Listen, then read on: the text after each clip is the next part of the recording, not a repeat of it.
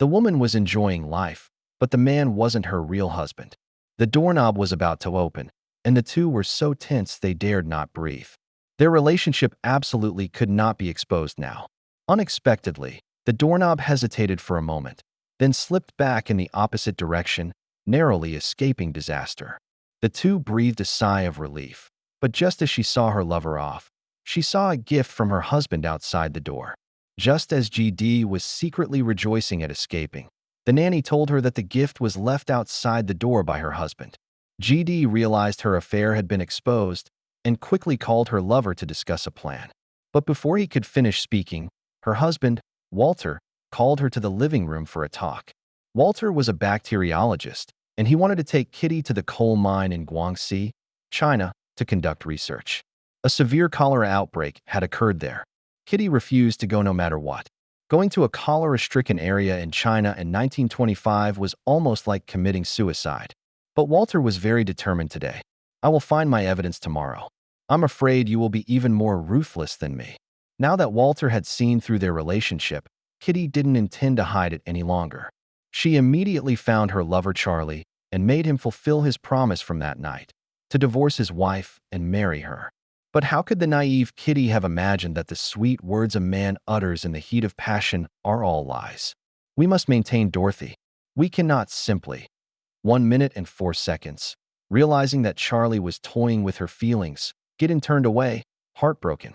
After returning home, she found her husband and agreed to go to Coalfield with him. Walter appeared calm on the surface, but on the way, he subjected Gideon to emotional abuse. What should have been a short trip by small boat in a few days, Walter deliberately chose the most arduous mountain trails.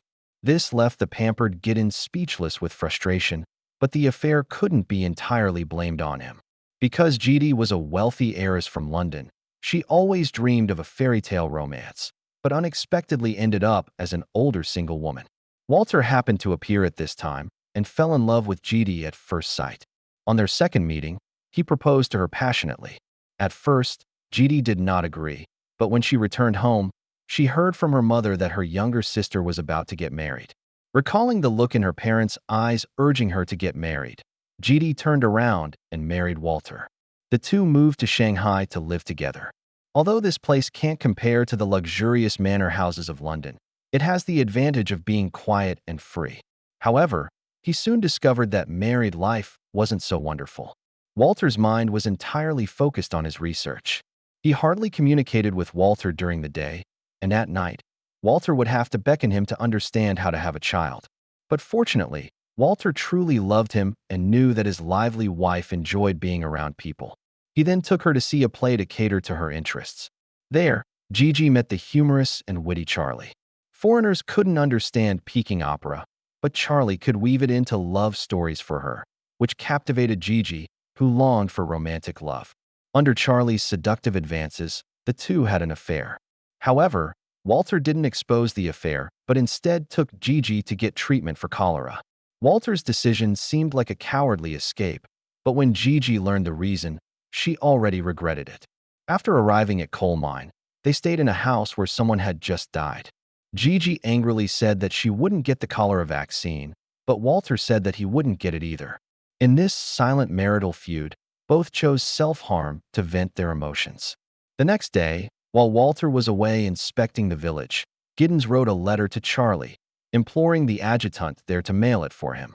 The adjutant happened to know Charlie, and during their conversation, Giddens learned that Charlie had more than a dozen mistresses, and what was even more shocking was that his wife never cared.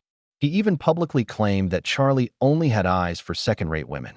Zhu Xing's words, after being reinstated, hit the mark precisely on Polar's weak points.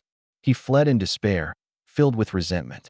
The love letter he wrote, along with his fantasies about Charlie, were shattered.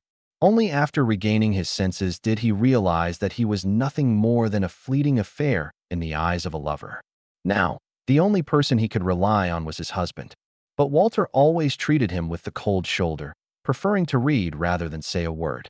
Walter was a thorn in his heart, piercing the softest part of his soul, drawing blood.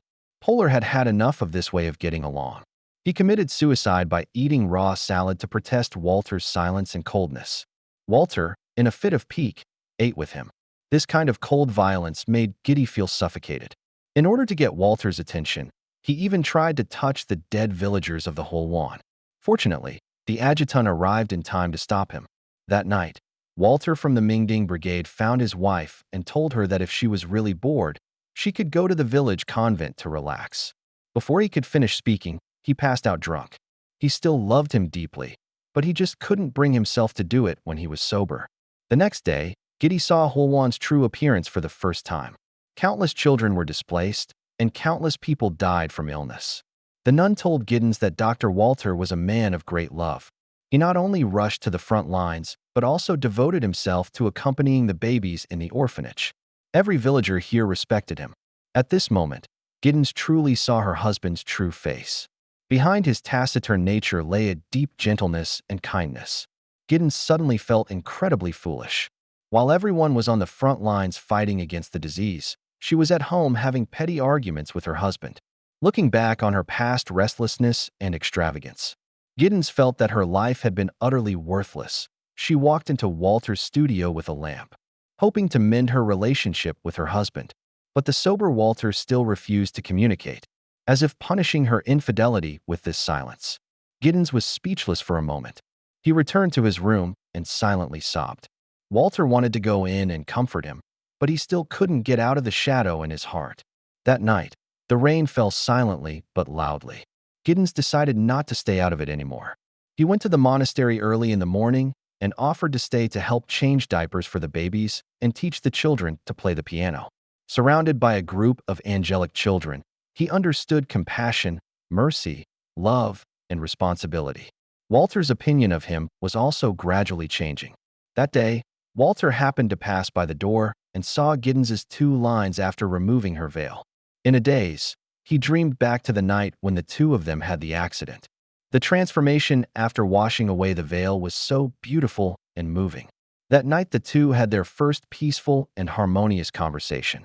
The past gradually dissipated in this unfamiliar place, and new hope gradually grew with love.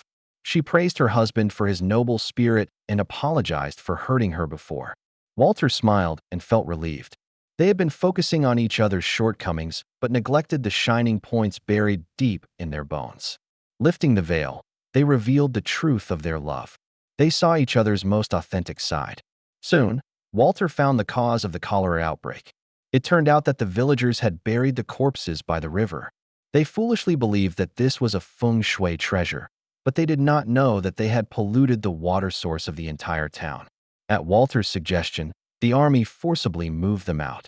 Although the cholera outbreak was brought under control, moving the corpses clashed with the residents' customs. Furthermore, with the 8-Nation Alliance burning down the old summer palace, the villagers needed an outlet for their anger. On his way home, Gigi was surrounded and blocked by a large group of angry young people. Just when he seemed to be in dire straits, Walter arrived in time and safely rescued him. The 2 thus put aside their last remaining grudges. When love suddenly turned to anger, they accepted each other without reservation. From then on, Gigi would visit Walter's workplace whenever he had time, quietly watching her husband Walter, who would accompany her on boat trips on the lake when he wasn't busy. The unspoken hatred they once shared had been washed away by happiness, leaving only their unforgettable love. Both were working hard in different positions, but the harmonious days didn't last long. One day, while dancing, Polar suddenly vomited and fainted. He thought he had gone to heaven, but the nun told him with a smile that he was pregnant with a new life. This wasn't good news for Polar because he didn't know whose child it was. "I'm sorry, it's okay." Faced with Walter's meticulous care, he could only confess with tears streaming down his face. Walter was always there to comfort him gently. He had already reconciled with the past the day he chose to forgive Gigi.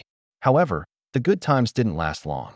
Just as the cholera in this town was brought under control, villagers from another town flocked to the area. To prevent the disease from spreading, Walter ordered the officers to set up an isolation zone outside the city, while he risked his life to go D.